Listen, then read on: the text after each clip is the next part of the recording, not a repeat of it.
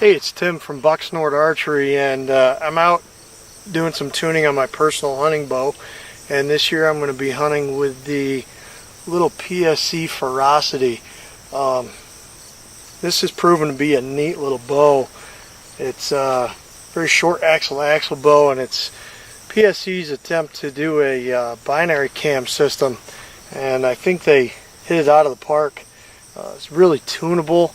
All I had to do was a little cam spacer shift and had it shooting bullet holes.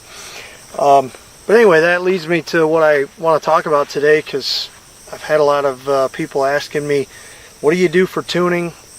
How do you go about it? And also another question that I'm getting a lot lately is, what fletchings do you use, and what fletching orientation are you going with? And this year I'm running a left offset, and a lot of people are asking me, well, why left? And no, it's not just because it's cool and looks cool. It actually serves a real purpose, and I'm about to show you that without further ado. Here's a bare shaft. I'm shooting the Kinetic Pierce 400s this year for hunting, and as you can see, I've got it taped up. Normally I use electrical tape because it's a little heavier and I don't need to get it so thick, but I put it on there in the same place that I would my fletchings, with the same weight value. That's what I use when I'm bare shaft tuning, so that I get the same flight characteristics out of my bare shaft that I would out of the fletch shaft with fletchings there.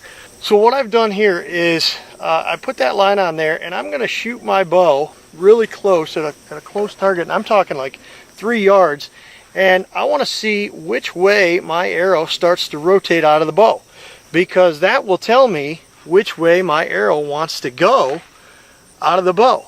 And it only makes sense and stands to reason that I fletch it in that direction, so that I'm not fighting the direction my arrow wants to go. If my arrow comes out of the bow, and I can tell you right now that it's going to start spinning left, I'm going to want to go with a left helical or a left offset. If yours happens to come out of the bow and go right, you want to opt for a right helical or a right offset.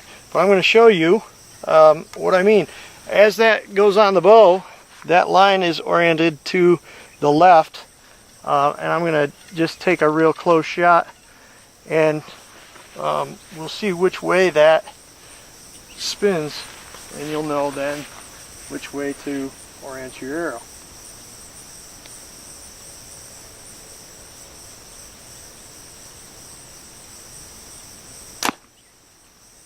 Okay, so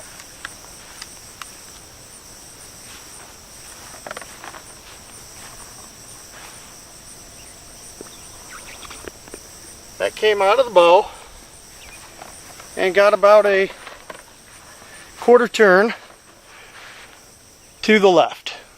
So I know that that particular bow shoots left, a left spinning arrow. And each bow is different. Each bow is different. I do the majority of my tuning, for my son's bow, and he's shooting a Ferocity, and his arrows come out to the right. So we're fletching him with a right helical with a 3-inch boning vane. So at any rate, that's your tip. To go a little bit further about what I do next, I've done that. I've bare shaft tuned this bow. I'm going to check it out here. I bare shaft tuned inside to 10 yards. I'll do it outside to 20, maybe 30. You can go as far as you want. I've found 20 is adequate.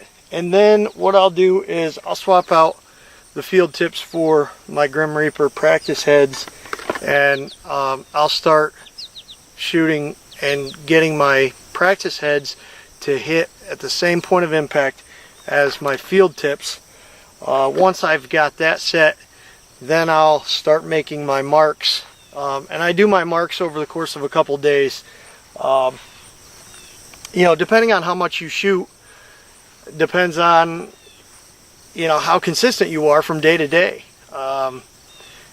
I shoot a fair amount, I think I'm fairly consistent from day to day. However, I still take a couple days to determine my mark. When I feel really good about them, then I'll go ahead and make my tape up and put it there and start at that point my practicing with broadheads only at that point.